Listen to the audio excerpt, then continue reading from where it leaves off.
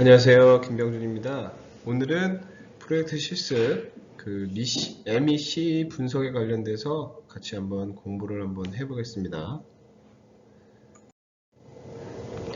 MEC라는 분석인데요. 저희 역시 이제 아직까지 근본원인 노출에 대해서 이야기를 하고 있는데 하나의 방법입니다. M이 mutually 상호간에, E가 exclusive 배타적인, 이 C가 collectively 공동의, E가 exhaustive 철저하게. 즉 ME는요 결국 이제 상호간에 배타적이어야 된다. 즉 중복이 없어야 된다는 얘기고요. CE는 공동의 철저하게. 그러니까 같이 이제 모였을 때 철저하게, 즉 누락이 없어야 된다는 얘기고요. 그래서 MEC라고 해서 미시, 중복 없이, 누락 없이라고 하는 분석법입니다. 다시 한번 이제 설명을 다시 드리면, 즉 중복 없이 분류한 어떤 사고 방식의 기법이라고 생각하시면 될 것 같고요. 그 다음에 그 특정 사항을 제가 분석할 때 그 몇 개의 핵심 요소로 분해를 하는 겁니다. 분해를 한 다음에 그 분해된 과정을 계속 반복하는 거죠. 핵심 요소를 쪼개고 그러면 이제 분해된 항목이 중복과 누락이 없고, 또 분해된 항목의 전체 합이 그 어떠한 총의 부분 집합이 되도록 고려하는 분석하는 사고 기법이에요. 그래서 결국은 이걸 통해서 우리가 얻고자 하는 게 뭐냐라고 보면, 다양한 정보를 수집할 수 있습니다. 그 다음에 수집된 정보를 체계적으로 분류할 수 있고요. 그걸 통해서 문제점을 파악할 수 있고, 즉 문제의 구조를 우리가 어찌 보면은 쉽게 알아차릴 수 있는 거겠죠. 그걸 통해서 어떠한 해결 방법을 제시해 줄 수 있는 매우 논리적인 사고 기법입니다. 좀 더 쉽게 설명을 해드리면 이 퍼즐이라고 생각하시면 될 것 같아요. 퍼즐. 그러니까 이 MEC, 미시 분석이라고 제가 얘기를 하겠습니다. 즉 이런 퍼즐 잘 안 보이네요. 잠깐만요. 퍼즐이 1번 퍼즐, 2번 퍼즐, 3번, 4번 퍼즐. 이 4개가 모였을 때 중복되는 게 없습니다.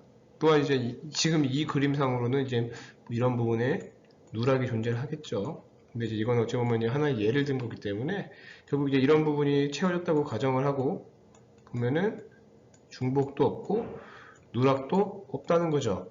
즉 어떠한 총 요소를 저희가 제대로 잘 쪼갤 수 있다라고 생각하시면 될 것 같고요. 이쪽 걸 보시면 명확하죠. 이 마지막 퍼즐이 있습니다. 이 마지막 퍼즐이 쏙 들어간다면 중복 없이, 누락 없이, 즉 전체를 우리가 파악을 할 수 있다는 거예요. 그래서 이 문제를 분석하기 위해서 각 요소들이 서로 중복되지 않으면서 각각을 더했을 때 그 전체가 되게 하는 분석적 사고방식, 다시 한번 강조드립니다. 그러니까 모든 분류의 합이 전체가 되면은 미시 분석을 한 거예요. 이 미시 분류가 된 거고, 그걸 통해서 우리가 아까 말씀드렸다시피 문제를 해결하는 건데, 이게 솔직히 쉽지가 않습니다. 쉽지가 않아요. 미시 분석이 해보시면 쉽지가 않아요.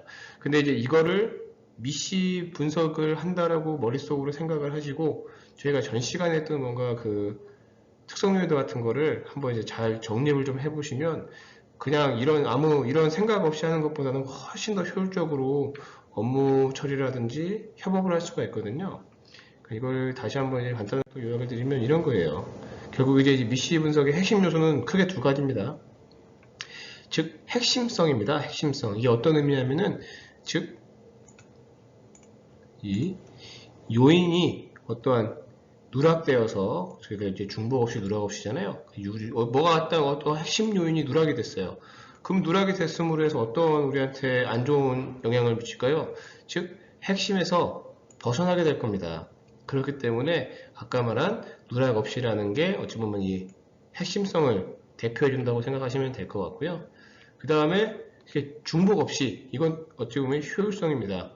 왜냐면은 저희가 어떤 분석을 하고 어떠한 문제를 찾아가기 위해서 이제 시간을 투자할 건데, 뭔가 중복된 분석을 예를 들어서 한다고 생각해보면 저희가 쓸데없는 일을 하는 거잖아요. 그러니까 결국 중복 분석으로 인해서 효율이 떨어지고 있지 않는가, 파악하는 것입니다. 여러분들이 앞으로 어떠한 프로젝트라든지 일을 하시든지 이제 본인 개인적인 어떠한 문제를 파악하신다거나 하셨을 때 이 두 개를 꼭 생각하세요. 핵심성, 효율성입니다. 그 미시 분석에서 결국 이 두 개예요. 중복 없이, 누락 없이. 그걸 항상 머릿속으로 생각하시면서 어떠한 문제를 파악하시고 그 문제를 파악해서 문제점을 찾으셔서 그걸 가지고 어떠한 해결을 해나가는 목표를 수립한다라는 걸 여러분들이 지금 같이 공부를 하고 있는 겁니다. 다음 장 한번 볼게요. 그래서 이제 미시 분석을 어떻게 할 거냐라고 생각하시면 이런 겁니다. 자, 문제를 파악합니다. 문제를 파악할 거예요. 즉, 문제의 핵심을 파악하고 문제 해결 방안에 대해서 개략적인 거를 정리를 할 거고요. 문제를 분해를 해야겠죠. 예. 문제를 분해하는 과정이 어떻게 생각하면은 이 미시 분석을 해야 되는 어떤 범주라고 보시면 돼요. 그러니까 뭔가 뒤에 장에 설명을 드릴 건데 뭔가 로직 트리 같은 걸 통해서 어떤 문제에 관련된 요소를 막 이제 쪼개 나가는 거죠. 쪼개 나가는 겁니다. 그 다음에 그 문제를 어떤 브레인스토밍도 하나의 방법이 될 거고요. 그렇게 수립된 문제에서 실제 불필요한 거를 제거를 하는 겁니다. 즉 여기서 아까 앞장에서 봤던 효율성이 중요하게 되는 거죠. 효율적으로 됐을 때 중복된다거나 뭔가 핵심에서 벗어난다거나 크게 중요하지 않다는 거. 이거 경험적인 측면도 들어갈 거고요. 그래서 효율적인 문제 해결을 위해서 문제를 제거하고요. 그 다음에 어떠한 가설을 수립을 해야죠. 즉 이제 어떠한 그 가설을 저희가 설정을 해서 이거는 이렇게 해결될 수 있겠다라는 걸 가지고 저희가 접근을 할 겁니다. 그런 다음에 우리가 이제 가설을 어떻게 하면 증명하는 어떠한 계획이 수립되어야겠죠. 그래서 어떠한 기간이라든지 어떠한 목표라든지 범위라든지 어떠한 결과물 등등에 대한 계획을 수립을 하고요. 그 다음에 결국 이제 계획된 수립을 실행을 해야죠. 분석하고 정리해야 됩니다. 가설을 여기서 실질적으로 이제 실행 검증을 하는 거죠. 그 다음에 우리가 가설에서 얻고자 했던 결과를 여기서 우리가 도출을 해내야 됩니다. 그 다음에 분석된 결과를 결국 공유하는 상황이 되겠죠. 공유도 마찬가지입니다. 미시 분석이라든지 앞에서 보았던 5Y라든지 특성 요인도 피시본이라든지 기타 들어온 방법들을 여러분들이 쓴다면 이 결과를 만들어가는 보고서라든지 이런 과정도 좀 더 체계적으로 정리가 되실 겁니다. 그래서 결국은 이제 회사에 가신다면 결정권자에게 어떠한 결과를 보고를 해야 될 거고요. 만약에 여러분들 자체적인 문제라고 하면 이제 내 스스로 납득할 수 있는 결과를 저한테 이제 전달을 하는 거죠. 스스로한테. 이런 과정을 통해서 이 미시 분석을 활용할 수가 있을 겁니다. 그래서 아까 말씀드렸던 로직 트리죠. 이 로직 트리를 보시면 뭔가 이제 나무 가지처럼 치는 거예요. 어떠한 시작점에서 내려가고 또 내려가는 이런 것도 여러분 보셨을 겁니다. 이런 식으로 범주를 여러 가지로 나누는 거죠. 이런 식으로 나누는 걸 로직 트리라고 합니다. 여기에 어떤 핵심 사항이 들어가고 그 다음에 중분류, 어떠한 소분류 이런 식으로 들어가는 겁니다.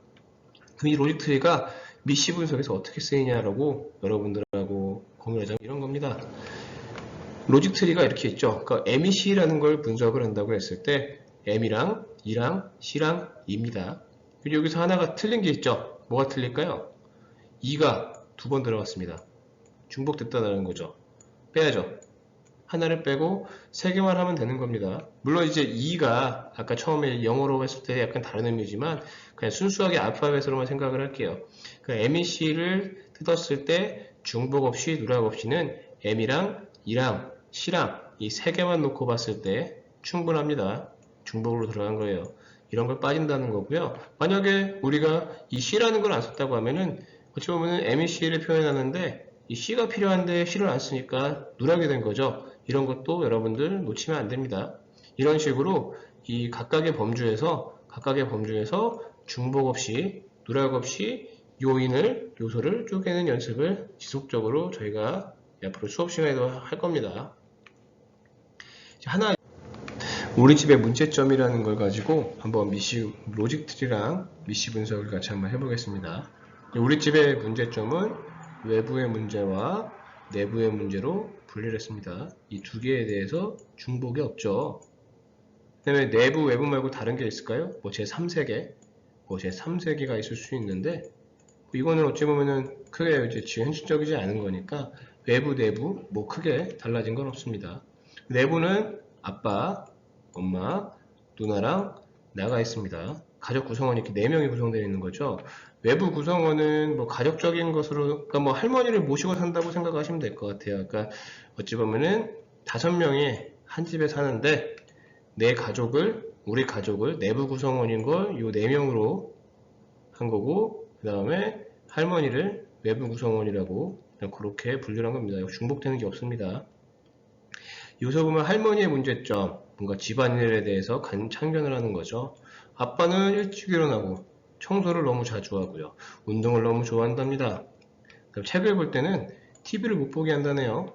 엄마는 교회를 다니도록 강요를 하고 나와 누나를 비교한답니다. 그 다음에 본인의 주장을 잘 말하지 못한다네요. 그 다음에 누나는 아빠가 뭔가 요구하는 것에 부응하지 못하고 집에 늦게 들어오고 방 청소를 안 하고 자립심이 없답니다. 나의 시선이니까요. 나는 용돈을 너무 빨리 사용하고 공부에 집중하지 못하는 단점이 있습니다. 그러니까 여러분들 그냥 요 소분류를 보시면 중복된 게 혹시 있나요? 제가 봤을 때는 중복된 게 없습니다. 반대되는 게 있겠죠. 청소를 너무 자주 하는 아빠랑 청소를 하지 않은 누나, 약간 이제 이런 뭔가 상반되는 의견이 있고, 뭔가 중복이나 누락된 것도 없어 보입니다. 굉장히 잘된 미시 분석이죠. 자, 그러면 우리가 이 다음에서 어떤 걸 하냐면, 이쪽 소분류에서 제가 누차 말씀드리는, 우리가 이제 여기서 어떠한 근본 원인을 찾아서 그거를 해결하는 겁니다. 그거를 여러분들이 앞으로 지속적으로 연습하고 생활 습관이 되도록 노력을 하겠습니다. 감사합니다.